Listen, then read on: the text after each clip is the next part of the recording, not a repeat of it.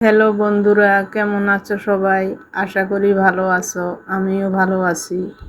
আজকে রান্না করব তেলাপিয়া মাছ দিয়ে কচু। প্রথমে মাছগুলি ভেজে নেব, তারপর কড়াইতে পরিমাণ মতো তেল দেব। তার মধ্যে পেঁয়াজ কুচি, কাঁচামরিচ, রসুন বাটা, হলুদের গুঁড়া, মরিচের গুঁড়া, জিরা ধনিয়ার গুঁড়া, লবণ দিয়ে ভেজে নেব। তার মধ্যে কচুগুলি দিয়ে দেব। কচুগুলি কিছুক্ষণ নাড়াচাড়া করার পর তার মধ্যে জল দিয়ে দেব। কিছুক্ষণ পর মাছগুলি দিয়ে দেব, দিয়ে ঢাকনা দিয়ে দেব।